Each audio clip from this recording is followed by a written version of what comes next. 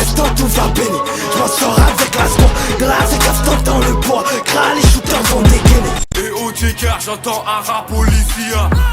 Si ça tire dans ta zone c'est que le dématch des shooters est plaqué 9-4. Fico bip bip, ouais ça vient de commencer. C'est les cités, ça prend pas la serre. Wesh l'équipe, bon bah c'est parti pour une petite vidéo actu du mercredi.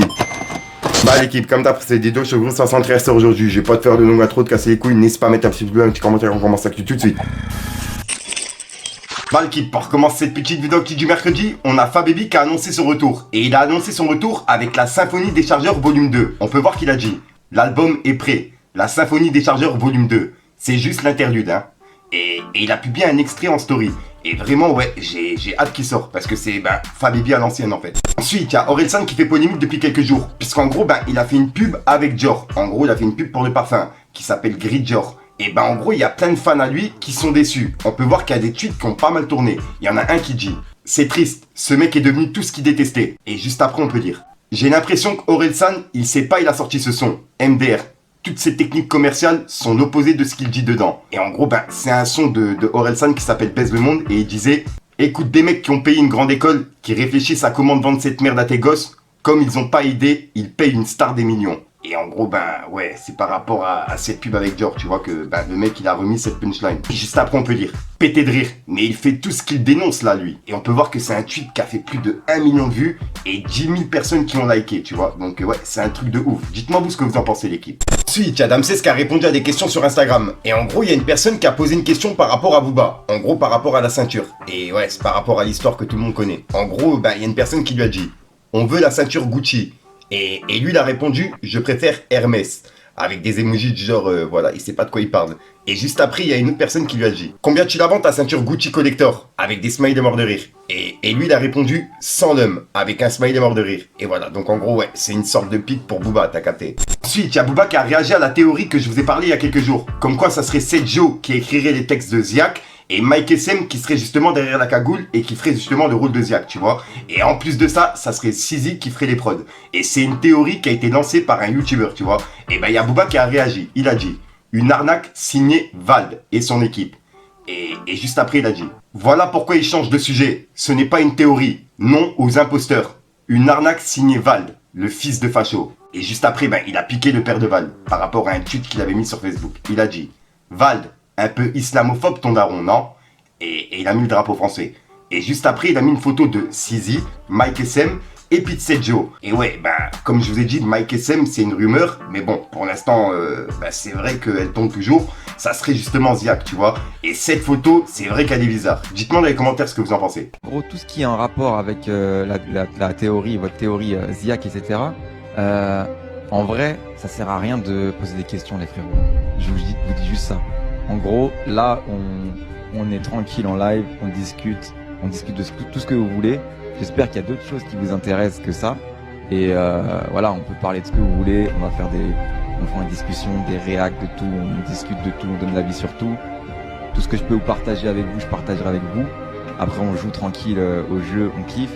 Mais avec cette théorie, lâchez ma veste, s'il vous plaît. C'est pas contre vous, c'est pas contre vous. Ici, c'est, voilà, on n'est pas là pour ça. Et juste après, Booba, il a publié un article qui a été publié aujourd'hui par Infolibé. Et en gros, on peut lire, affaire Berda vs Booba, le rappeur échappe pour l'instant à la mise en examen. Et on peut voir que c'est Booba qui l'a mis sur Twitter en disant, Magali Berda, pas suffisamment d'éléments, on t'a dit. Magali, par contre, des éléments, on en a, nous. Wait for it.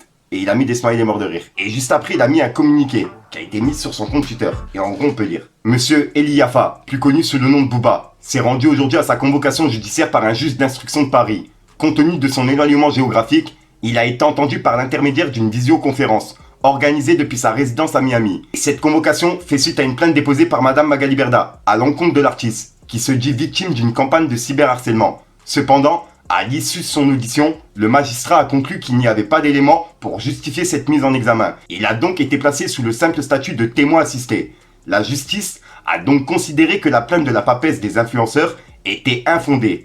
Pour sa part, Booba indique être tout à fait disposé à être entendu par le même biais, tant pour les autorités judiciaires que par la représentation nationale, si besoin est. Et rappelons que la forte médiatisation de ces affaires par celui-ci a conduit les pouvoirs publics à agir de manière résolue, notamment par l'adoption à l'unanimité, le 30 mars 2023, d'une loi visant à réguler le monde des influenceurs. D'ailleurs, le ministre de l'économie a lui-même salué le rôle salutaire de Booba, en soulignant qu'il avait raison de dénoncer ses excès. Et voilà. Et c'est un communiqué qu'il a mis sur Twitter.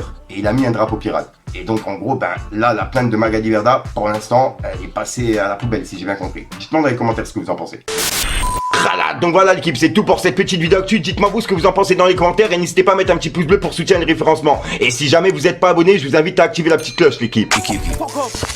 Fallait que je te parle d'un truc. Je veux battre ma mère, c'est beau. Je veux toute la mi-falle en sécu. Je vais faire la guerre pour qu'on s'en sorte. Et je te laisse dans ta guerre d'égo. Et dans les sons, ça, 100 ans, qu'ils ont presque rien vécu. Je suis venu fracturer les portes des mecs qui nous ont tourné le blé. Là, je suis au comique comme ma vie. J'ai plus un mot comme ma guide. Pour pisser toute l'année c'est fuck. Le 17, j'ai pas bougé, j'ai pas sucé, je vis toujours au 5. Je passe au 2, les ouais dans la voiture, là je démarre le deuxième, j'ai perdu des gens. Je rencontre Matista, tu m'as gratté combien de questions, je t'en passais 2. En amitié t'es pas assidu. Voilà, donc voilà l'équipe, c'est pas sans frère sort aujourd'hui. Comme d'hab, j'ai pas de casque qui coûte trop temps. N'hésite pas à mettre un petit pouce bleu pour soutenir les référencements. Dis t'en penses dans les commentaires. Et comme d'hab, si t'as pas de mettre un commentaire, tu vas te reprendre. C'est juste pour le référencement. Donc voilà l'équipe, et ouais, pour cette vidéo, j'ai pas vraiment d'outro qui sont prévus. Comme d'hab, j'ai pas de casque qui coûte trop temps. Je te dis à soir pour une nouvelle sur une nouvelle vidéo et une nouvelle exclue. Et dites-moi dans les commentaires ce que vous avez fait aujourd'hui. Parce que bah, il faisait vraiment froid. Chez moi, presque il y a de la neige. C'est une dinguerie. À deux doigts, ouais, c'est de la neige et de la pluie. Enfin bref, peace les gangs. Si toi et moi on se connaît pas, c'est pas pour rien, j'évite les salopes. Bandit dans la rue, gros pour le bif, rien que ça galope. Vaillant, on dort jamais, parce que t'as besoin, pas besoin de dialogue. Cette fois-ci, frère, je deviens paro, tu parles trop, je t'enlève la parole. Quand des fachos baissent le carreau, ils veulent connaître les tarots. Le secteur est miné, que du réel, gros, c'est pas rose. Quand des fachos baissent le carreau, ils veulent connaître les tarots. Le secteur est miné, que du réel, gros, c'est pas rose. Pas besoin de grosse équipe, je m'en fous de tes gros salaires. Je resterai toujours le même tant que j'ai la force de ma mère. Pour nada, on se liquide, tout niqué, je suis dans l'optique. Séance terminée, j'en allume un qui tombe à pic. Je guette les pronostics et rien pour moi, je réinvestis. Depuis que je suis dans ce monde, j'ai vu mes ennemis s'agrandir. Je vois des problèmes et donc la nuit j'endors mal.